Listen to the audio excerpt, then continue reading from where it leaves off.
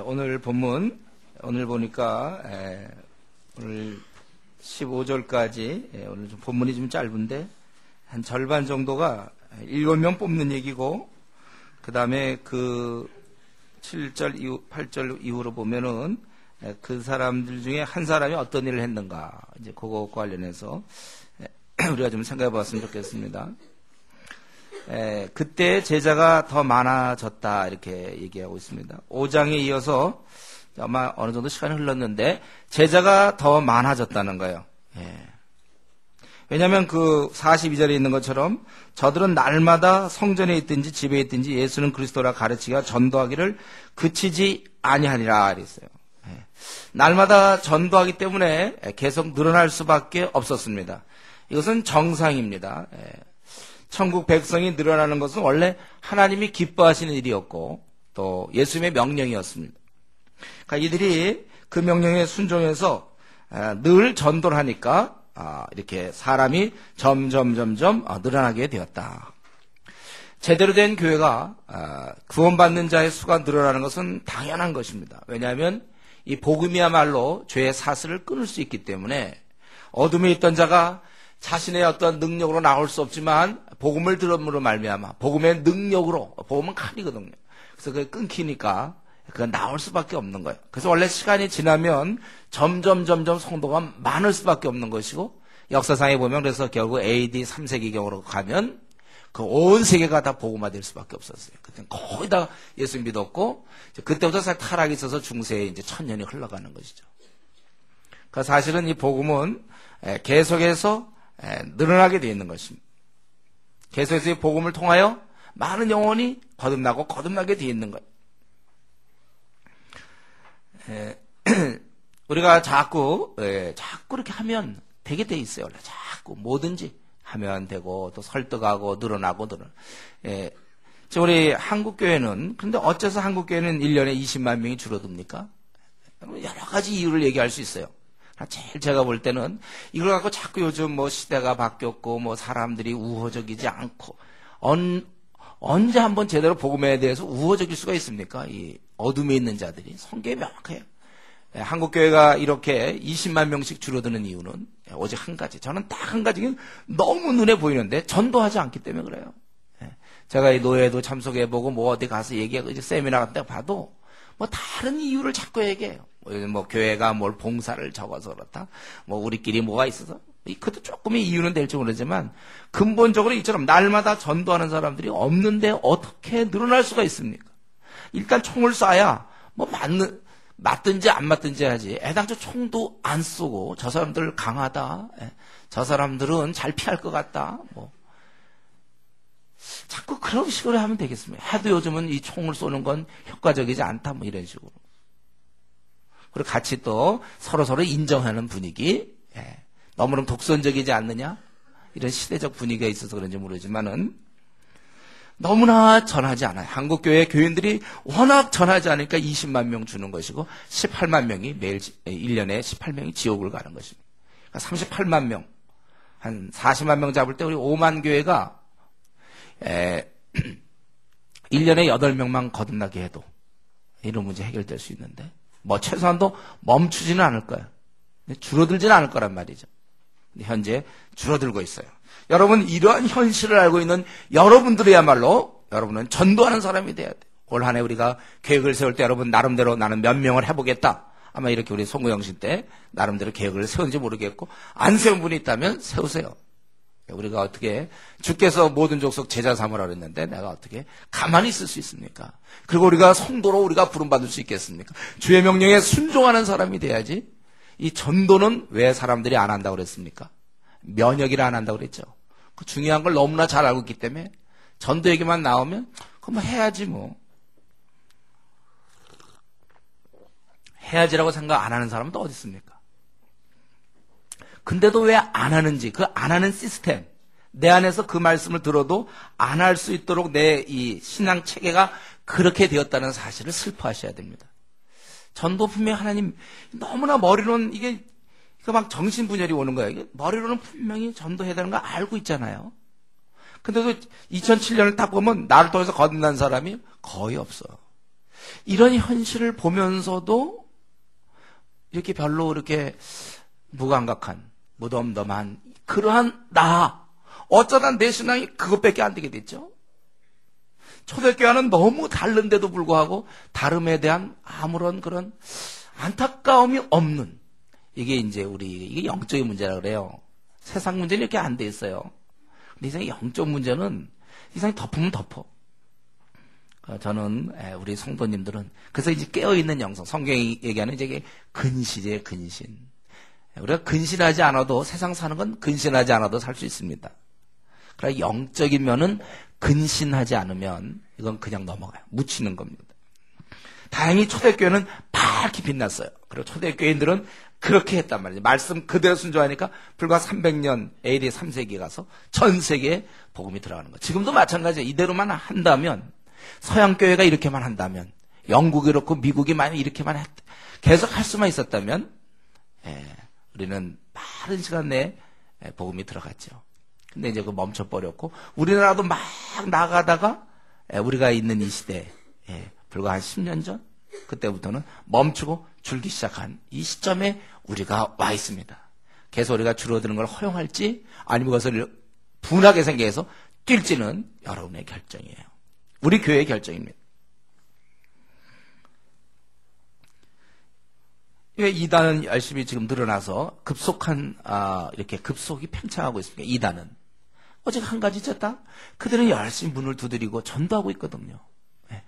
열심히 전도하고, 지금도 고속터미널에서 여호와 증인들은 매일 하다시피 열심히 그들은 여호와 증인을 전도하고 있어요.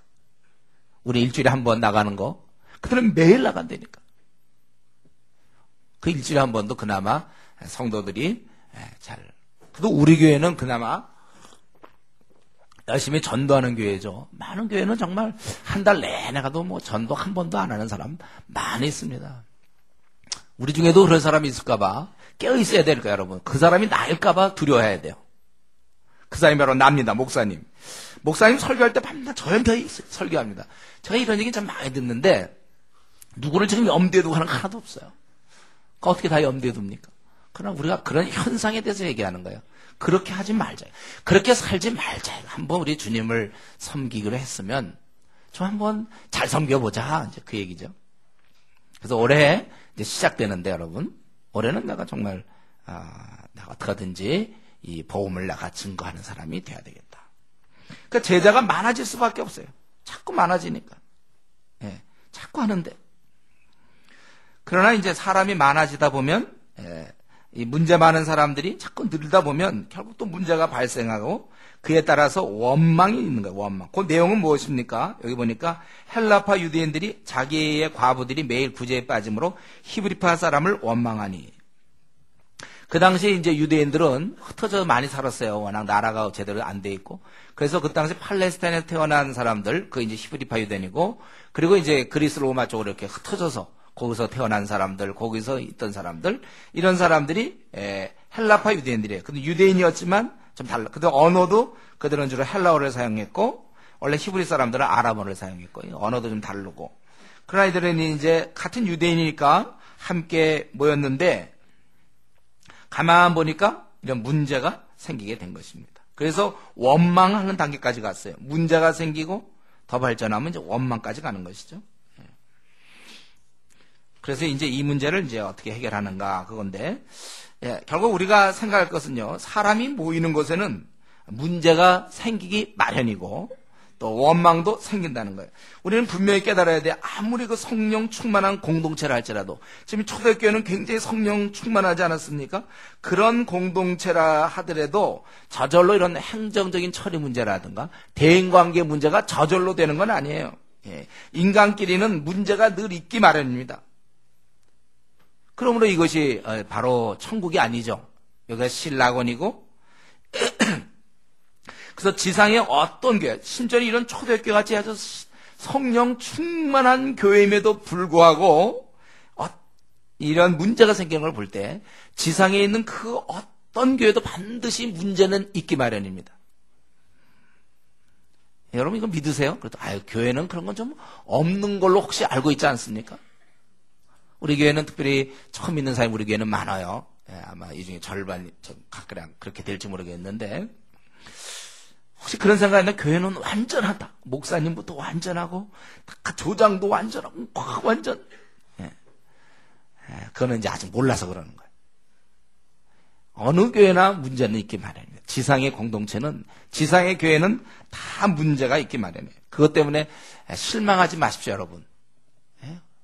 설마 이 교회만큼은 이러지 않을 줄 알았는데 왔더니 뭐 이렇다. 실망스럽다. 그리고 또 다른 교회를 가면 거기도 또 마찬가지예요.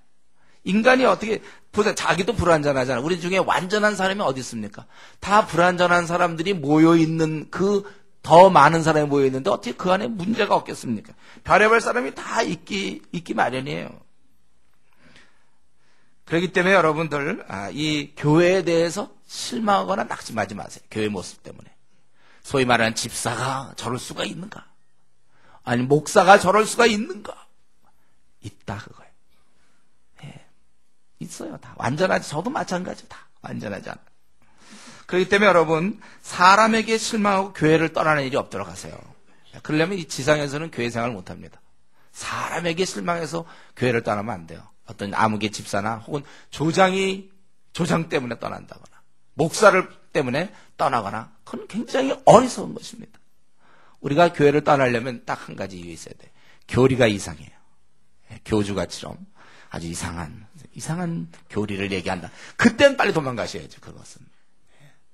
제가 사실 하나님의 제가 신의 이런 식으로 나오는 사람들 있잖아요. 도망가야 돼. 그럴 때.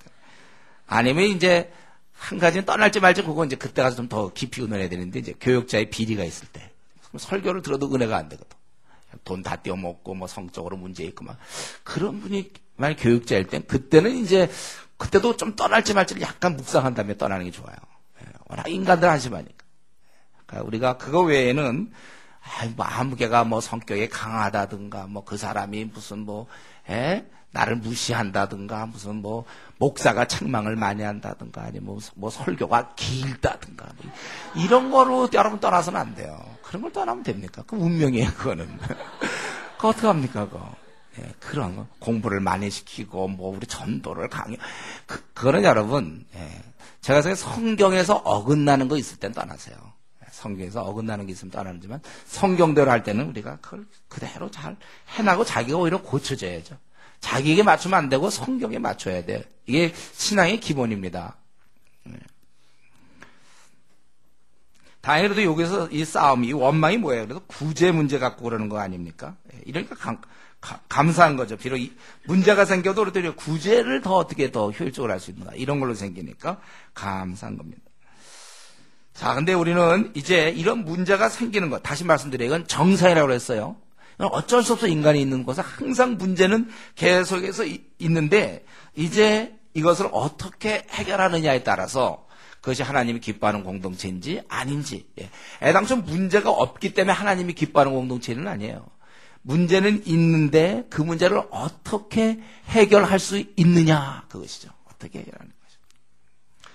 여기 보니까 이제 이 문제를 듣고 어떻게 했습니까? 그걸 그냥 내버려 두지 않고 이 12사도가 모든 제자를 불러 이르되 아마 문제에 연루된 사람 다 참여했을 거라고 생각해요. 그래서 우리가 하나님 말씀을 제쳐놓고 접대하는 일, 공교하는 일, 좀 재정적인 이런 문제, 뭐 나누는 문제 이런 것을 일삼는 것이 마땅하지 아니하니 자기들은 이 전념할 수가 없어요. 사도들이 이 문제를 관놔두고 구제에 전념하는 게 교회 목적이 아니지 않습니까? 그건 우리 교회가 할 수 있는 일 중에 하나지 그것이 목적이 될 수 없어요. 교회는 이 구원의 방주 역할을 하는 게 교회죠.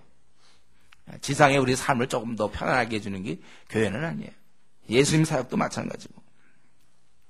그래서 이 일에 우리가 전념 못하니까 이 일을 할 수 있는 사람을 뽑아 맡겨야 되겠다. 그래서 너희들아, 형제들아, 너희 가운데 성령과 지혜가 충만해 칭찬받는 사람 7을 택하라. 우리는 이 일을 그들에게 맡기고. 7명을 택하라. 성경에 집사란 말은 없죠.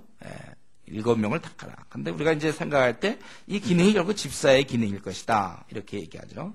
이들을 택하라. 우리가 이 일을 그들에게 맡기고. 물론 나중에 보면은 이제 7 집사에 대한 얘기가 나와요. 그거는 원래 그 원문에 안 나와 있는 건데 이제 그렇게 해석해서 우리 나중에 보면 설명할 때 보면 나옵니다. 사도행전에. 어쨌든 그래서 우리는 7명에게 맡기고, 그리고 우리가 할 일은 기도하는 일, 또 말씀 사역에 힘쓰리라. 이렇게 얘기했어요. 이 말을 듣고 온 무리가 기뻐했습니다. 그래서 믿음과 성령이 충만한 사람 7명을 세웠는데, 누굽니까? 스데반, 또 빌립, 그 다음에 브로고로와 니가노르, 디몬, 바메나와 유대교에 입교했던 안디옥 사람 니골라. 그러니까 이 니골라라는 사람은 유대인이 아니었네요. 예, 이방인이었는데 유대교에 입교했어요. 남은 사람들은 다 유대인들이었지만 이 사람은 유대교에 입교했던 사람이에요. 예, 이방인으로 유대교에 입교한 사람 니골라를 택해서 사도들 앞에 세우니 사도들이 기도하고 그들에게 안수하니라 이렇게 되어 있어요. 그래서 거기 보면 7명을 택했을 때 사도들이 기도하고 그들에게 안수했다. 이제 안수했다는 건 뭔가 책임을 부여하는. 구약시대 때는 이제 축복할 때 안수하고, 아니면 죄를 전가할 때, 보통 짐승에게 죄를 전가할 때, 자기의 죄를 전가하고 안수해갖고, 그 다음에 그걸 죽이지 않습니까? 아니면 새 책임을 부여할 때, 때로는 후계자를 세울 때, 이런 경우. 신약시대 때는 이제 어떤 축복이나 어떤 은사를 부여하거나, 뭐 병 고칠 때도 안수할 수 있어요. 어쨌든 여기서는 전체적으로 볼 때 이제 새 책임을 부여한 것이다, 이거예요. 지금 이들에게도 초대교회도 문제가 있었다고 그랬습니다. 근데 이 문제를 해결하는 방식을 우리가 좀 살펴보면은, 전체가 모인 가운데, 이 문제 관련된 사람 다 모인 가운데서, 자기들이 이 문제를 분명히 했고, 그러고 나서 특별히 헬라파 지금 과부들이 빠진 걸 원망한 거 아닙니까? 그래서 아예 이러한 문제가 애당초 생기지 않게 어떻습니까? 그 7명 모두가 다 어떤 사람들이에요? 특별히 니골라까지 많이 포함해도 그렇고, 이들은 전부 다 스데반, 빌립, 브로고로 이 7명 전체가 사실은 다 뭡니까? 헬라파거든요. 지금 헬라파에 문제가 있으니까, 3대3 동수를 하자든가, 이런 게 아니에요. 3대3 한 명 이런 게 아니고, 다 그래. 그쪽이 문제냐, 아니면 7명 몽땅 다 이 히브리파 유대인이 아니라는 거예요. 아이, 넉넉해. 그렇게 하자, 이거. 문제를 진짜 풀려는 의지가 있는 거예요. 여기서 또 혹시 그러면 히브리파 사람, 이게 아니고, 그렇게 되는 쪽으로, 그들이 원하는 쪽으로, 그렇게 하는 것입니다.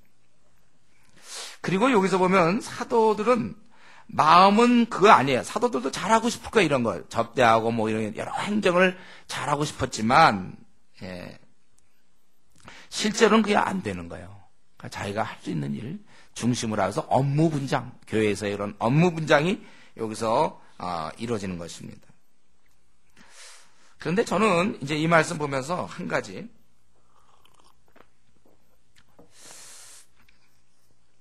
여러분 그냥 어떻게 생각할지 모르지만 말이죠. 이렇게 그들을 우리가 그들에게 맡기고 우리는 힘쓰리라, 기도하는 일과 말씀 사역에 힘쓰리라 했는데, 온 무리가 이 말을 기뻐해 믿음과 성령에 충만한 사람 스데반, 또 빌립, 브로고로 이렇게 쭉 7명이 쫙 나오는 거예요. 이건 무엇을 의미합니까? 넉넉하다는 거니까. 주의 일꾼들이 그 교회는 넉넉하다는, 쉽게 추천할 수 있다는 거예요. 이거 뽑느라고 그냥 몇 년씩 걸리는 게 아니에요. 네? 성령 충만하고 이런 사람이요? 네. 이 사람이 쫙.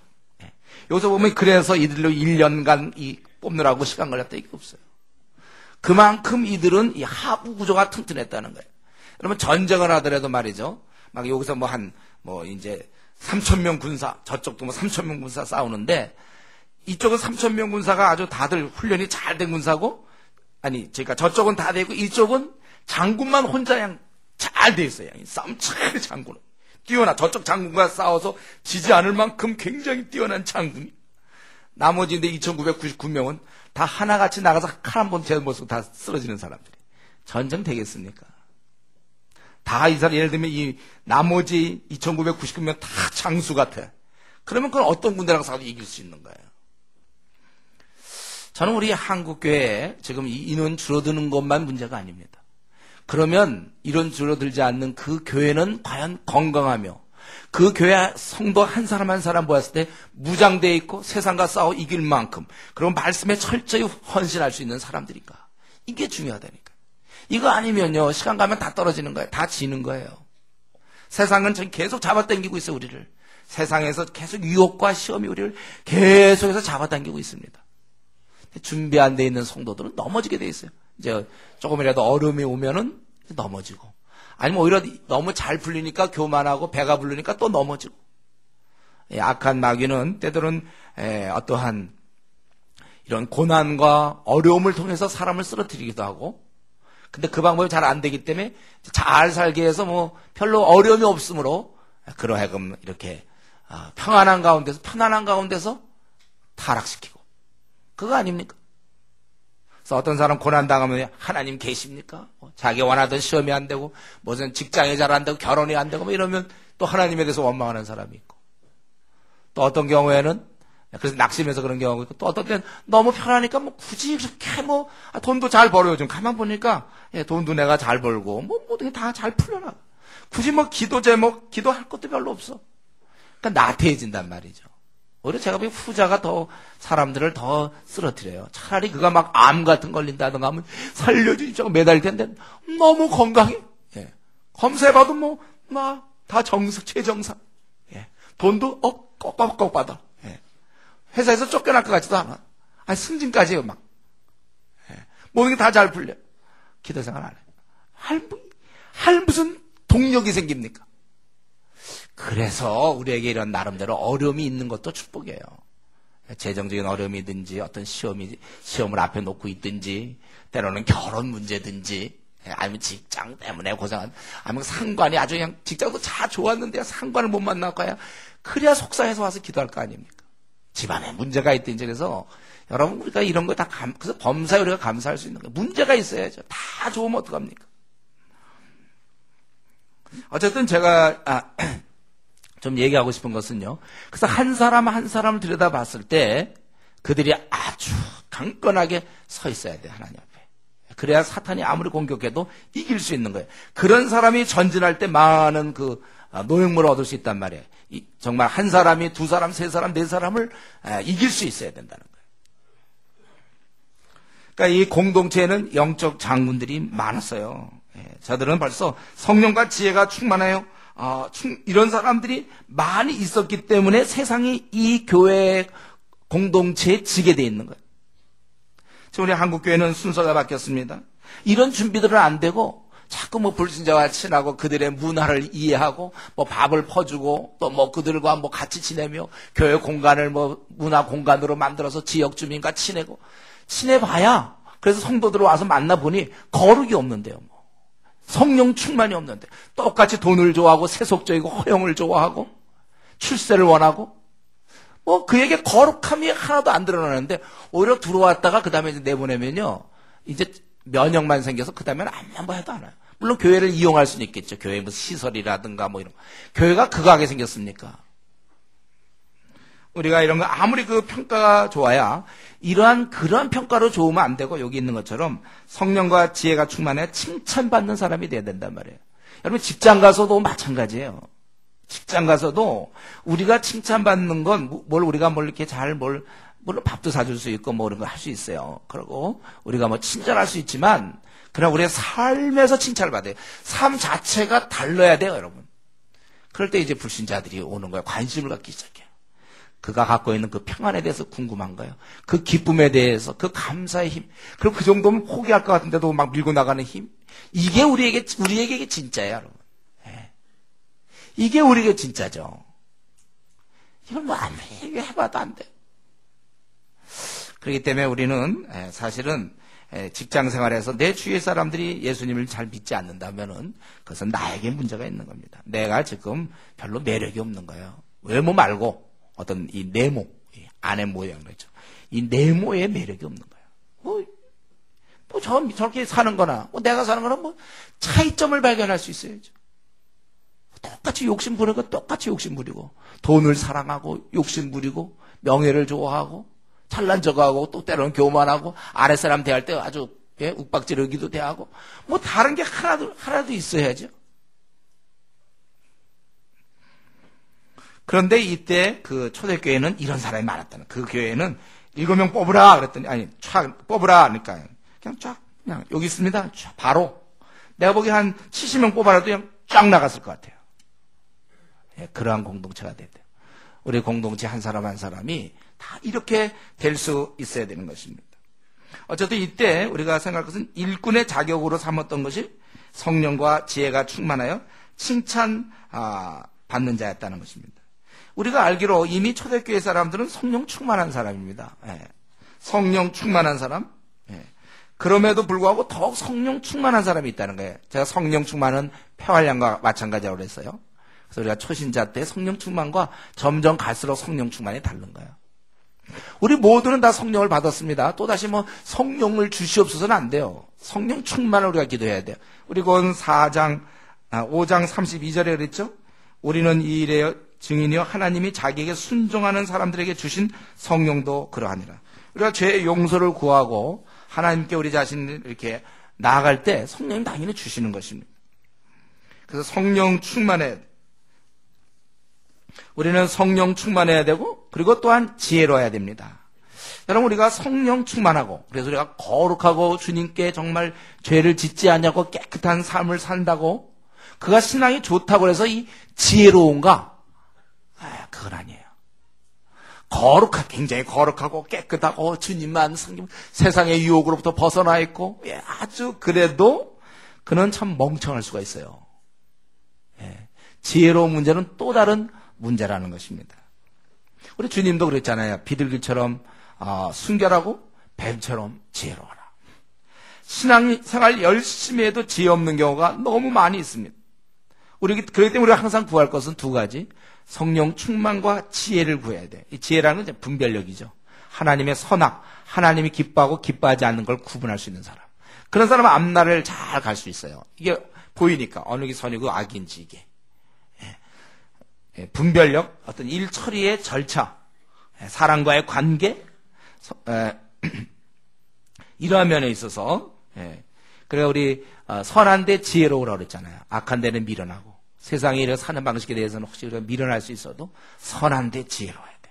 그래서 사람을 어떻게 거듭나게 하며 어떻게 도와야 되고 상처받은 사람을 어떻게 돌보고 주님의 일은 이렇게 해야 되고 이 시대 우리 교회가 어떻게 나가야 되고 이런 문제는 어떻게 봐야 되고 선한 데 지혜로워야 되는데 이 지혜는요 박사학위 받아서 생기는 게 아닙니다. 이거는 초등학교를 나와도 관계없어요. 성경을 많이 보고 성경에 자기 삶을 항상 자기 삶을 갖다 놓고 거기서 바뀌고 또 바뀌고 그러니까 여러분들이 PBS 꾸준히 해야 될 이유가 그런 거예요. 말씀을 꾸준히 보면서 지혜로워야 돼. 여러분 제가 우리 배우자 택할 때 누구 택하라고 그랬습니까? 학벌 좀 좋고 외모 좋고 가장 멍청한 사람이지 그런 사람 택하는 거. 그게 아니라 그 사람이 정말 지혜로운 사람인지 분별력 나를 책임지고 나와 함께 같이 갈 때 정말 선한데 지혜로운 사람인지 그런 사람을 택해야 돼. 그러니까 PBS 많이 한 사람 택하라니까요. 근데 PBS 많이 한다고 해서 되는 건 아니에요. 물론 PBS 많이 해도 기도 생활 안 하고 PBS 많이 해도 말씀 제대로 자기한테 적용도 안 하고 소용없어요. 그러니까 우리가 이 두 가지 성령 충만한 늘 기도 생활하고 죄가 있으면 그걸 바로바로 회개하고 자기가 불순종하는 부분이 조금 남아있으면 그걸 갖다 늘 순종할 수 있는 그런 사람. 그렇게 한 사람이 성령 충만한 사람이죠. 그리고 PBS 하면서 말씀 보면서 자기가 말씀대로 고쳐나가면서 그리고 사람을 좀 섬겨보기도 하고 영적 책임을 맡아보는 건 굉장히 중요해요. 그래서 여러분들 할 수만 있으면 결혼할 땐 조장을 거쳤는가 이런 사람을 꼭 만나세요. 그 영적 경험이라는 건 이건 하늘이 주는 이 기회거든요. 이런 경험들을 얼마만큼 갖고 있나. 사람을 어떻게 다뤄봤는가. 이런 게 참 중요해요. 이런 걸 통해서 지혜가 생기는 거거든요. 선한 데지. 우리가 주의를 할 때 이런 지혜를 하나님 많이 주시는 거예요. 그래서 이런 일을 할 때, 주님의 일을 할 때는 이러한 성령과 지혜가 충만하여 칭찬받는 사람이어야 된다는 것입니다. 그렇기 때문에 우리는 이 시간에 우리가 이왕 한번 살고 나도 주님을 이제 믿기로 했는데 이왕 한번 사는 것 나도 이런 인물이 되겠다. 이 시간 여러분 결심하세요. 이런 인물 되면 되잖아요. 나는 왜 칭찬을 못 들으라고 아예 태어날 때부터 예정되어 있었습니까? 왜 칭찬을 못 들어야 돼? 우리 들을 수 있어야 돼. 가족으로부터 또 직장에서 학교에서 우리 들을 수 있어야 됩니다.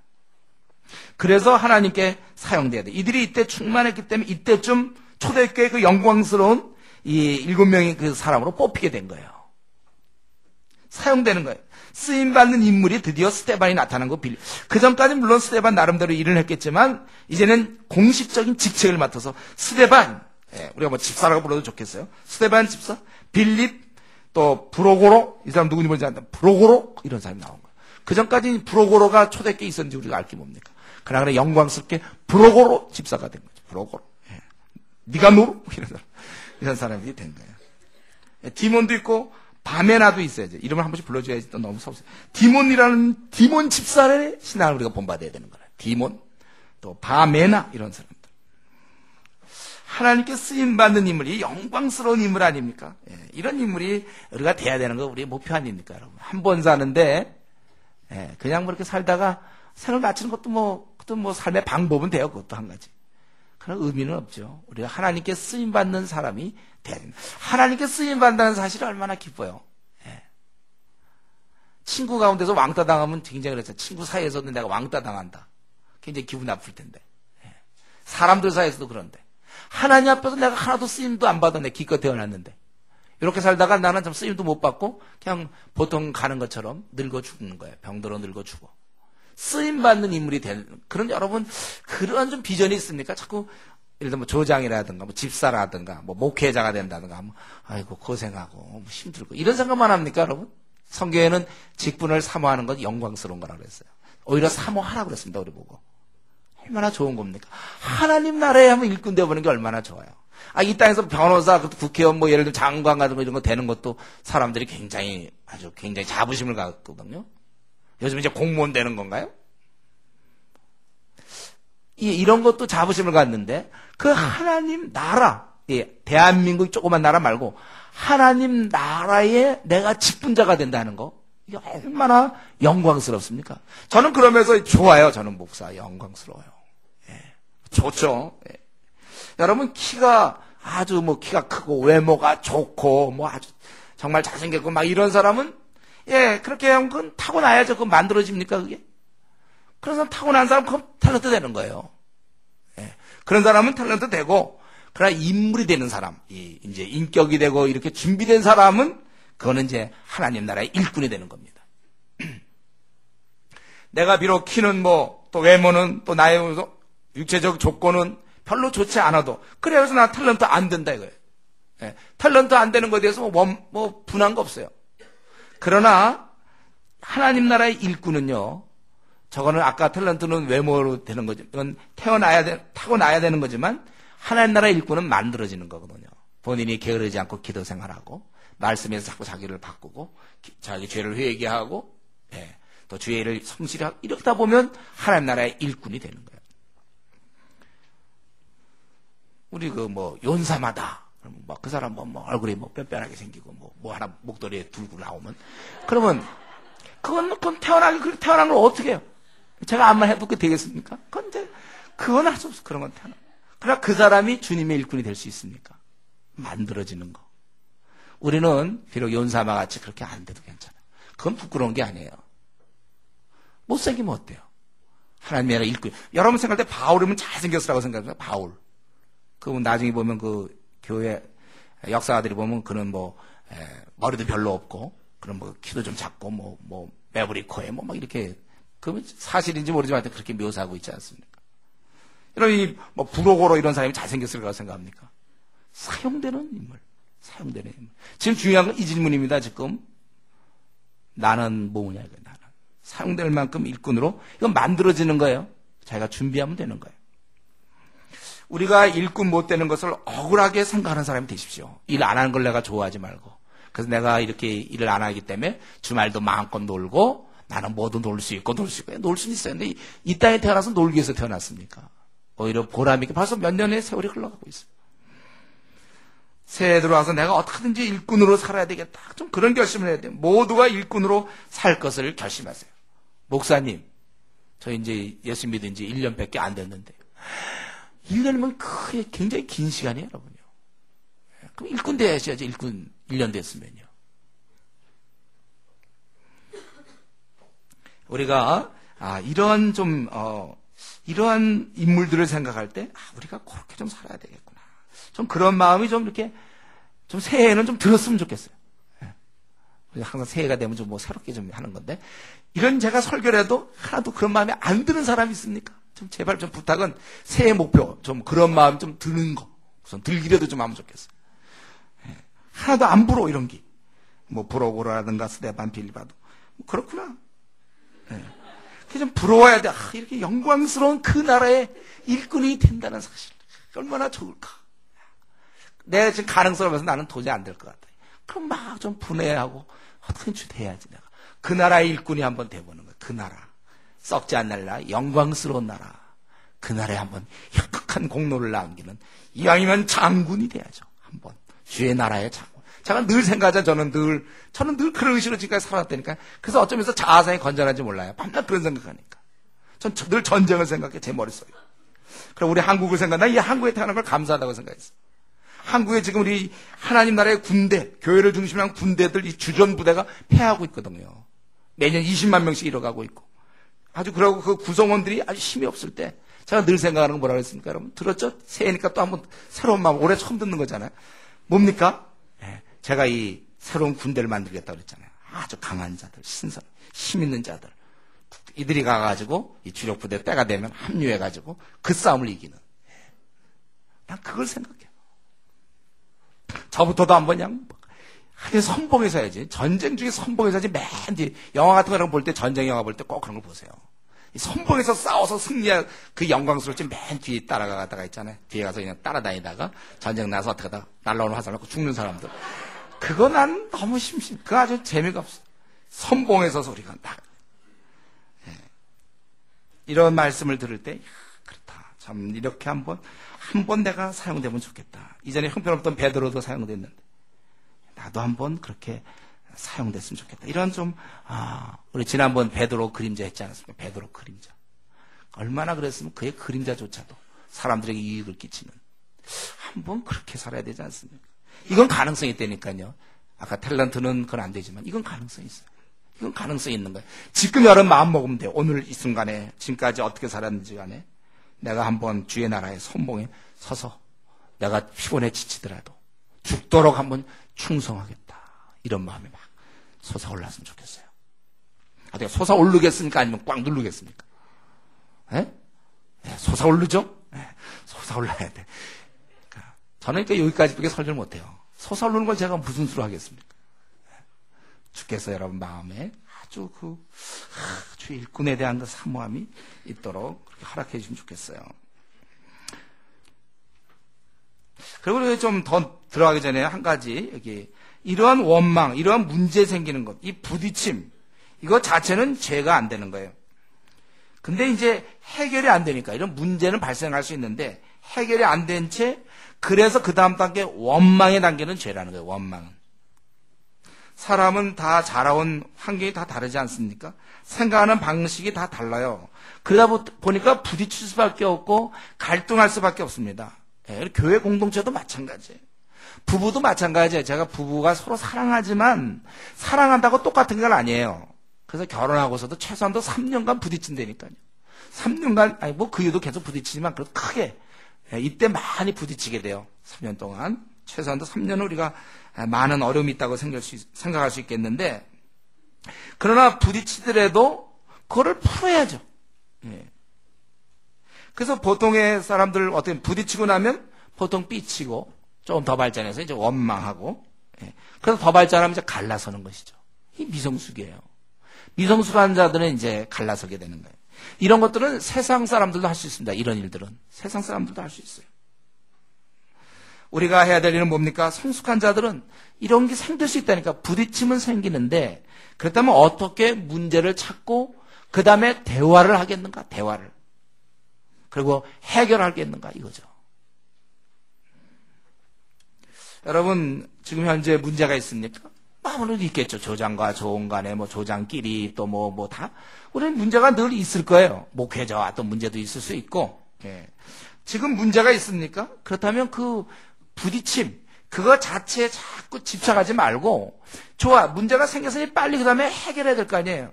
사람이 넘어지면 빨리 일어나야지. 넘어진 다음에 거기서 민그작거리고 있으면 어떡합니까? 빨리 일어나야죠. 그러니까 여러분 어떤 문제를 부딪혔으면 문제 부딪혔죠? 어떤 문제가 생겼어요? 성도 간에 생기거나 뭐 성도 교육자 간에 생길 수 있어요? 생겼으면 그걸 자꾸 없는 척 하거나 그러지 말고 자꾸 그것을 곱씹지 말고 때로는 그것 때문에 원망하지 말고 그 해결책을 연구해 보세요. 어떻게 하면 이 문제를 해결할 수 있는가? 혹시 내가 고쳐야 할 태도는 없는가? 저 사람들이 왜 나한테 그렇게 하는가? 이걸 좀 생각하란 말이에요. 성경에 보면 뭐라고 써 있습니까? 누가 능히 자기의 허물을 깨달으리요. 예. 모든 문제는 사실 자기 문제가 많아요. 자기 허물을 깨닫지 못하기 때문에 상대가 잘못한 것 같죠. 그래서 누가 그랬을 때 그거에 대해서 굉장히 자기는 아니라고 생각하니까. 그러니까 원망하고 삐치고 말 안 하고 이제 오늘날로 따지면 이제 잠수부가 되는 거죠. 잠수부. 말 안 해. 부부싸움도 하고 나서 뭐 며칠 동안 얘기 안 하고 서로 삐친 채 있고. 예. 우리는 그렇게 성경을 하라고 하지 말라고 그랬어요. 예. 우리가 할 수 있거든 너희는 모든 사람과 더불어 화목하라. 속히 해결해야 돼요. 왜 속히 해결해야 됩니까? 그렇지 않을 때는 원망하니까. 원망하니까 그래요. 그렇지 않으면 미워하기 때문에 성경에서 그건 죄잖아요. 이 우리 안에 갈등이 생길 수 있는 건 이거는 정상이라고 다시 한 번 말씀드려요. 정상이에요. 부부간에도 싸울 수 있어요. 부부간에 서로 이렇게 부딪힐 수 있는데 문제는 그걸 푸는 방식이 너무 우리가 준비가 안 돼 있는 거예요.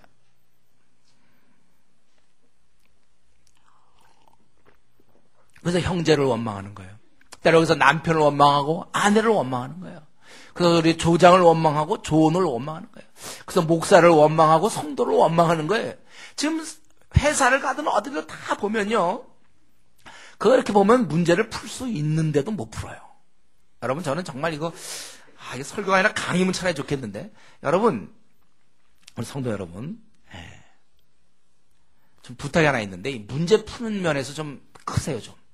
미성숙한 자가 되지 말고 기껏 문제 푸는 게 그냥 삐치고 갈라서는 것밖에 없습니까? 여태까지 배운 게 그겁니까? 20년 30년을 살아도 기껏 배운 게 그냥 삐치고 갈라지고 속으로 웅풍고 어떻게 가장 1부터 한 100까지 있다면 한 1에서 한 3 사이의 방법밖에 없습니까? 전부 성숙하게 문제를 풀면 될 거 아니에요. 문제는 우리 계속 있어요. 제가 예언을 하겠습니다. 예언. 오늘 새해를 맞아서 예언하겠습니다. 올해도 우리는 여러 가지 문제에 부딪힐 것이다. 적으세요. 이렇게 좋은 말씀은. 여러분 이제 문제에 부딪힐 거예요. 지금 친하다고 해서 계속 친할 거라고 생각합니까? 교회에서 지금 난 저 사람과 너무 친해. 저기서 싸울 수도 있단 말이에요. 교회 공동체도 마찬가지예요. 지금 난 목사님과 사이가 그래도 비교적 괜찮은 편이에요. 앞으로도 괜찮을 줄 아세요? 부딪힌다니까요. 저는 그거예요. 우리가 부딪혀. 그러나 풀면 될 거 아니에요. 여러분 만약 이런 거 할 수 없다면 결혼 못 하는 거예요. 결혼할 때 여러분 부딪히지 않을 거라고 생각하고 그래서 결혼합니까? 똑같으니까 나랑? 오히려 결혼하면 24시간 있기 때문에 얼마나 많은 부딪힘이 있는지 몰라요. 그거를 이제 하나하나 푸는 방식에서 성숙해야 된다. 푸는 방식을 배우셔야 돼요. 제발 이 면에서 올해는 좀 많이 성숙했으면 좋겠어요. 그럼 물론 부딪힐 때 섭섭할 수 있고 좀 낙심될 수 있지만 그러나 그걸 가지고 혼자 품고 있는 사람 이게 무서운 거예요. 그걸 풀란 말이에요. 풀어. 대화를 하고 하여튼 어떤 방법을 해요. 다시 한번 말씀드려요. 그걸 그렇게 안 할 때는 사람을 사랑할 수가 없기 때문에 마음으로 뜨겁게 피차 사랑하라고 그랬는데 그래서 이 시간에 한번 생각해보세요. 여러분 직장에서 누구랑 그냥 이런 사람이 있습니까? 그래도 그거 푸는 방법이 있을 거예요. 연구해보세요. 그럼 혹시 자기를 고쳐야 되는 거 아닌지 자기를 혹시 자기 삶의 방식이 혹시 잘못된 거 아닌지도 한 번 정도 생각해보세요. 그럴 때는 왜 나는 이상하게 사람들과 자꾸 부딪혀 나는 이상하게 그럴 땐 자기 혹시 문제가 있는 거 아닙니까? 그래서 배우자를 잘 만나야 돼요. 그래서 만약에 남편의 문제 있을 때 아내가 여보 당신 이런 문제예요. 또 아내에게 문제 있을 때 남편이 이걸 잘 성경적으로 지적도 해주고 도와줘야 되는 거예요. 특별히 남편의 역할이 그거라고 그랬죠. 아내를 만들어주는 거. 아내의 이런 연약한 부분을 만들어주는 거예요. 남편이 그런 일을 해야 돼요. 어쨌든 우리는 이 미루음으로 말미암아 원망함으로 그렇게 하면 안 되는 거예요. 해결책의 그 방법 절차를 잘 배워야 돼요. 해결한다고 그냥 무조건 1대1로 만났고 뭐 어쩌고저쩌고 했다가 또 더 커지는 수가 있다니까요. 그래서 해결책은 제3자가 필요할 수도 있어요. 두 사람의 문제가 있을 때 풀 수 있으면 되지만 좀 힘들 때는 목사님 좀 와주십시오. 강도사님 좀 와주십시오. 그래서 들어보는 거예요. 그래서 강도사님이 이건 이렇게 하라. 목사님이 이건 이렇게 하라. 조장님 좀 와주십시오. 우리 이런 문제가 있는데. 여러분 이런 걸 자꾸 풀어야 되는 거예요. 다시 얘기하지만 고린도전서 14장 20절에 있는 것처럼 선한데 지혜로우라. 예. 당사자와 만나며 그걸 잘 풀어나가는 법을 배워야 돼. 올 한 해 우리는 제가 보면 우리 교회가 올 한 해 정말 또 많이 커지겠죠. 우리가 기도해서. 예. 아마 계속 커질 거예요. 그러면 그렇게 또 문제가 많을 거예요. 대학부는 대학부끼리 또 뭐 조장이 부조장이 뭐 열심을 낸다 안 낸다 뭐 막 또 이럴 거예요. 예. 또 청년부는 청년부대로 장년은 장년대로 뭐 가정의 문제 하여튼에 저도 2008년을 딱 보면요. 그냥 그 수많은 문제가 그냥 다 와요. 예. 그러나 우리는 이거 인생인데요. 뭐. 그 나라에는 문제가 없겠지만 이 땅에는 문제가 있어요. 이런 문제죠. 또 그중엔 또 오해도 많겠죠. 또 잘못 이 본심이 그게 아닌데 또 이상하게 또 이해하는 사람이 있어요. 원래 약간 특기 비슷하게 좀 이상하게 이해하는 사람이 있어요. 왜 그게 얘기한 게 아닌데 이상하게 이해하는 사람들이 있어요. 예. 자, 그런 상황 속에서 우리는 계속해서 나갈 것입니다. 이게 이제 우리 교회 공동체 할 일이에요. 여러분들 올 한해 우리가 낙심될 만한 문제 또 부딪히는 문제 많이 있지만 풀라고요. 당사자와 만나서 풀면 별거 아니에요. 사실은. 혼자 끙끙대면 커지는 거예요. 또 결혼하신 분 마찬가지예요. 부부간에도 푸세요, 여러분. 예? 부부간에 자꾸 삐치지 말고 있으면 푸세요. 성도간에 또 회사에서도 마찬가지고. 예, 잘하세요, 이런 문제에 대해서. 예. 제가 또 이렇게 말씀드려도 한 6월쯤 되면 또 삐치려는 사람들이 있어요. 또 싹 삐치고. 분명히 좀 삐치지 마세요, 여러분들. 예. 상대방과 얘기해보세요. 그래서 어쨌든 이렇게 한 결과, 이렇게 문제를 해결했더니 그 결과 7절에 하나님 말씀이 점점 왕성하더니 제자들 수도 왕성해지는 거예요. 말씀이 점점 왕성한 예루살렘에 있는 제자 수가 더 심히 많아지고 허다한 제사장의 무리도 이 도에 복종하니라. 참, 이게 놀라운 일 아닙니까? 이런 일이 생겼다는 거예요. 교회가 이 문제들이 있는데 그 문제를 잘 극복하고 본연의 임무인 이 하나님 말씀을 계속해서 전파해 나갈 때 이 말씀의 사람들이 바뀌고 허다한 사람들이 이렇게 되었다는 것입니다. 지금 우리 한국교회 보면요, 요즘 목회자들 관심이 교회 성장 세미나에 관심이 많아요. 뭐 이런 방법 저런 방법으로 교회를 뭐 성장하자. 그런데 뭐 이런 저런 전략이 있겠지만 가장 주된 전략은 그예요. 말씀이 계속해서 왕성해요. 말씀대로 죄인의 심령에 복음을 전해주는 것, 이것을 그 어떤 전략도 이것을 대신할 수 없습니다. 그래서 요즘 가능하면 설교를 짧게 하는 분위기잖아요, 한국교회가. 그럼 뭐 행사가 많고 뭐가 전도 집회라도 이 말씀 전하는 것보다 뭐 그 앞에 행사가 많아요. 그 뭐 나눠주는 거 많고 제대로 된 말씀을 전하는 게 더 중요한 것입니다. 우리 성도님들 마음속에는 이 말씀의 중요성은 꼭 우리 불신자들, 저 같은 경우 다 이제 신자로 됐을 때 보면 다 보면 말씀을 제대로 깨달으면 되는 거예요. 말씀을. 다른 방식이 아니고. 자, 이렇게 해서 7명이 뽑혔고, 그 다음에 7명이 다 여기서 성경 기술하지 않고, 우선 첫 번째 이제 스데반에 대해서 8절부터 15절까지, 그 다음에 7장에 넘어가면 그의 설교가 나오죠. 이건 다음 시간에 우리가 하는 거고요. 이제 8절부터 15절까지 스데반 한 사람에 대해서 그 삶을 보여주고 있습니다. 그는 은혜와 권능이 충만하여, 내적으로 그렇다는 거죠. 내적으로 은혜와 권능이 충만하니까 또 외적으로도 큰 기사와 표적을 민간에게 행했다는 것입니다. 사도도 아닌데도 불구하고 초대교회가 이 정도였어요. 그냥 한 사람이었는데 이러한 능력이 뒤따라와요. 그에겐 먼저 은혜와 권능이 충만했다는 것입니다. 그래서 저는 저와 여러분이 올 한 해도 힘써야 될 게 바로 이런 것이죠.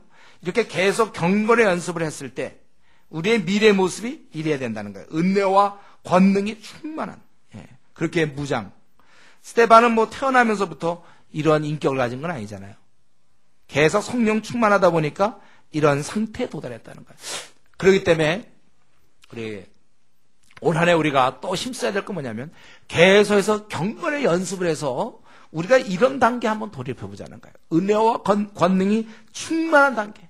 그래서 뭐 표적과 기사가 나타날 수도 있고 안 나타날 수도 있지만은 그러나 우리는 최소한 또 이렇게 될 수 있도록 은혜와 권능이 충만한, 그러기 위해서 우리 경건의 연습을 해야 돼요. 우리 가운데는 보면은 아직도 이제 기도 이렇게 빼먹는 사람이 있고, 뭐 일주일에 뭐 3번 했다, 4번 했다 이런 사람이 있고, 콰이타임도 뭐 일주일에 뭐 2번을 빼먹었다, 3번 빼먹었다 이런 사람이 아직도 우리 안에 있습니다. 그래가지고는요, 이런 단계는 안 돼요. 꾸준히 우리가 경건의 연습을 해야죠. 꾸준히 우리가 해서 우리가 좀 스테반처럼 우리도 얼마든지 이렇게 할 수 있다는 거, 이건 뭐 스테반만 주어지는 겁니까? 우리 모두가 가능한 거예요. 우리에게 이런 좀 목표를 갖고 한번 내가 이 땅을 살아가는데 연약한 가운데 생을 살 것이 아니라 정말 은혜와 권능이 성령 충만하고 지혜가 충만한 좀 그러한 삶을 좀 살아보자. 요거 빠지고 저거 빠지고 어떻게 하면 좀 주님께 좀 마음을 확실히 쏟지 않을 때, 한 발은 세상에 한 발은 교회에 걸친 사람에게는 이거는 꿈입니다. 절대로 그 사람에게는 은혜와 권능, 아까 얘기했던 성령 충만함과 지혜가 충만한 사람 될 수 없어요. 우리가 미지근한 신앙일 때 하나님이 특별히 벌 내리시지 않습니다. 미지근하다고 뭐 벌 내리는 건 아닌데 사실 그게 벌이에요. 이러한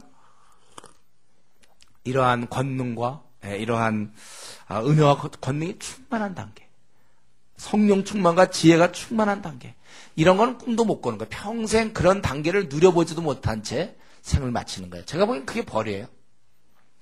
우리가 이런 면에 있어서 한 번 우리도 태어났는데, 우리가 주님의 일하는 것도 물론이고, 혹시 그런 직분을 못 만든다 하더라도 적어도 내가 지혜와 성령이 넘쳐나는 사람이 돼야 되지 않겠는가. 내가 언제까지 연약한 가운데 생을 살아야 될지, 그러기 위해서 올해 한 해도 여러분 꾸준히 경건의 연습하시고, 우리 이번에 수련회 가서도 이제 다음 주부터 우리가 하려고 하는 거, 그 1시간 반씩 기도 훈련시키려고 하는 거는 기도 생활을 그렇게 해야 돼요. 기도 한 20분 하면 할 거 없는 사람도 있어요. 아직도 우리 성도님 가운데 그런 사람이 있습니까? 기도 한 20분 30분 하면 할 게 없는 사람들, 아직 주님과의 이 깊은 세계에 못 들어가서 그래요. 부지런히 우리 기도하고 좀 말씀 보고 우리가 계속해서 경건으로 계속 나가야 되는 것입니다. 그래서 이제 이 표적을 민간에 행하니 이른바 자유민들, 즉 구레네인, 알렉산드리아, 길리기아와 아시아에서 온 사람들의 회당에서 어떤 자들이 일어나 스데반과 더불어 논쟁할세. 여기 보니까 아마 그 사람들 들어가겠죠. 여기 보면 이른바 자유민들. 우리 개역 한글 성경에는 이제 리버디노로 돼 있죠. 리버디노의 회당이라. 이건 자유민이라 그 뜻이야. 자유민. 그러니까 노예로부터 자유롭게 된 사람들의 회당이 있다는 거예요. 그래서 구레네인, 이거 리비아 북아프리카의 중요 도시인데, 구레네인, 또 알렉산드리아, 이거는 이집트의 수도죠. 그 당시.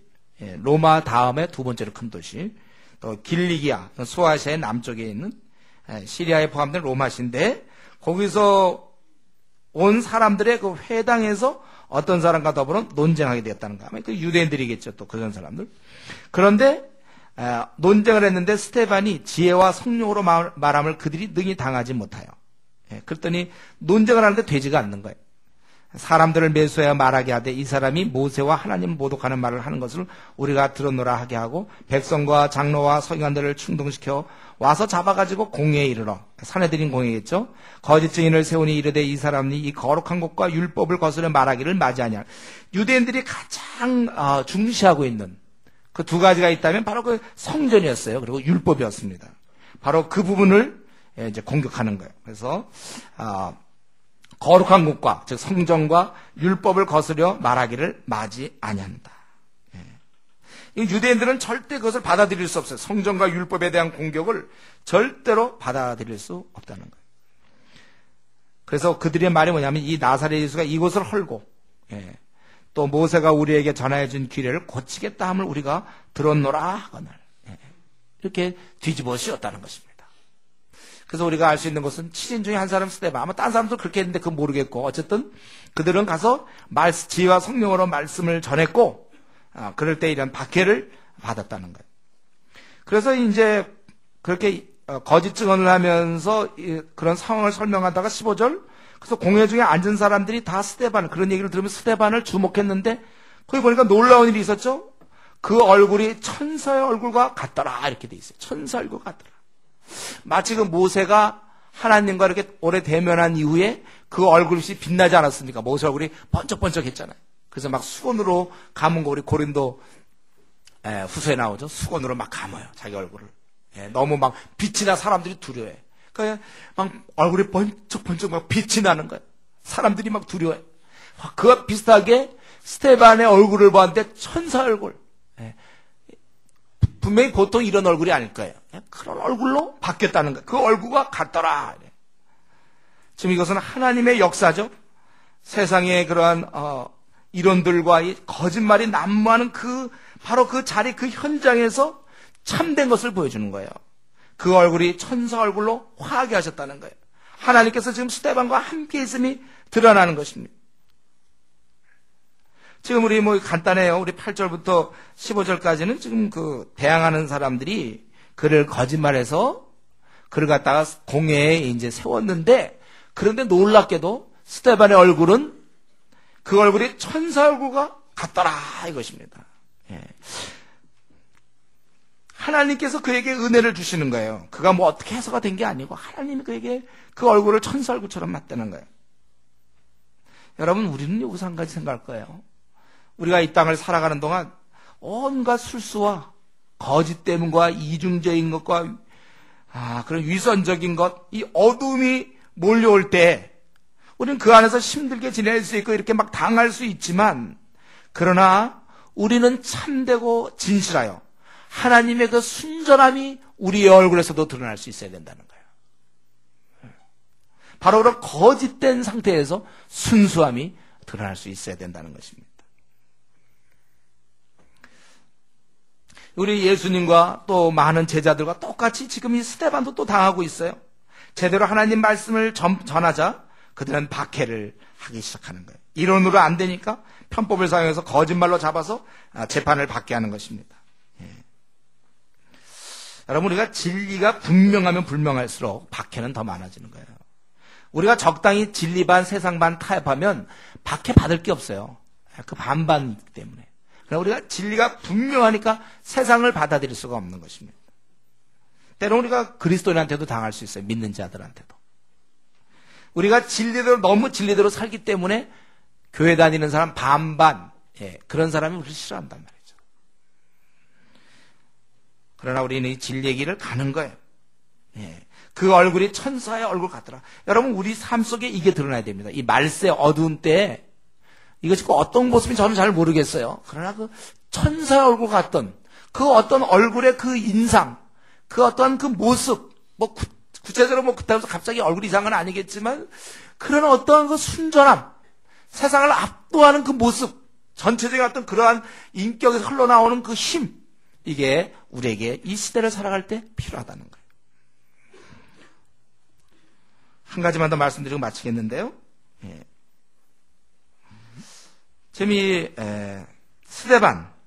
스데반은 지금 접대일을 하는 자로 뽑혔어요. 재정적인 거나 이런 공개하는 일을 뽑혔지만, 지금 그가 한 일은 무엇이었습니까? 복음을 전파하는 일이에요. 그다음 나중에 이제 다음 시간에 살피겠지만 7장에서 죽는 거거든요. 그는 정말 어떻게 보면 집사, 교회에서 어떤 일하는 사람, 집사는 이제 일하는 사람, 교회에 일하는 사람들. 그렇지만 그가 한 일은 복음을 전하는 일이었다는 거예요. 그를 소개하면서 지금 이렇게 소개하고 있습니다. 무엇입니까, 이것은? 이거에 대해서 오늘날 잘못된 이론들이 많은데, 우리는 명확히 알아야 됩니다. 우리가 무슨 일을, 어떤 일을 하든지 간에, 복음 전파를 우리의 사명으로, 그것을 목표로 하는 중에 그 일을 해야 된다는 거예요. 나는 이 일을 하기 때문에, 중차대한 일을 하기 때문에 나는 복음을 전하지 않아도 된다. 이건 잘못된 거예요. 업무 분장이기 때문에, 나는 지금 교수의 일을 하기 때문에, 나는 지금 사업가로서 이런 일을 하기 때문에 그 일을 잘하면 되는 거지, 또 무슨 복음 전하는 게 아니라 그 일을 잘하는 것 자체가 복음 전합니다. 요즘 이런 이론이 많아요. 그럼 이때 스데반도 그냥 열심히 그만 잘 나눠주고 돈 요구하고 이러면 됐지, 왜 나가서 이러다가 죽습니까? 그 다음에 나온 또 빌립은 또 뭡니까? 분명한 것은 우리가 어떤 직업을 갖든지 간에 복음 전함에는 예외가 없다는 사실이에요. 우리가 다시금 올 한 해를 이제 시작하면서, 내가 무슨 교사입니까? 내가 무슨 의사입니까? 내가 무슨 국회의원입니까? 장관입니까? 학생입니까? 목사입니까? 관계없어요. 무슨 우리의 직업을 갖고 있든지, 우리가 어떤 일을 하든지 간에 복음 전파는 우리의 가장 최우선성에 두고 그거는 우리의 사명이란 말이죠. 우리가 그것을 바라보면서 우리의 직장 생활을 할 수 있어야 되겠다. 바라기는 우리도 우리가 주님 안에서 이렇게 그 당시 세상이 감당할 수 없던 것은 사도들만 싸웠다면 그는 세상이 얼마든지 이길 수 있었어요. 그러나 그 아래 사람들이 질서상에 있는 그 많은 성도들이 다 같이 이렇게 뛸 때 결국 세상은 이길 수가 없었던 것입니다. 바라기 우리 지금 뭐 전도팀 80명 이 사람만 전도하는 게 아니에요. 우리 모두가 다 사실은 원래 교회는 전도팀이란 말이 없어야 돼요. 다 전도하는데요. 우리 모두가 참으로 이 전도하는 사람으로서 우리의 본래 그 사명을 감당하는 작년에 어떻게 지냈는지 모르지만 올 한 해 정말 많은 사람을 내가 거듭나게 하겠다. 이런 결심을 하면서 살아갈 수 있는 우리 성도님 되기를 바랍니다. 기도하겠습니다.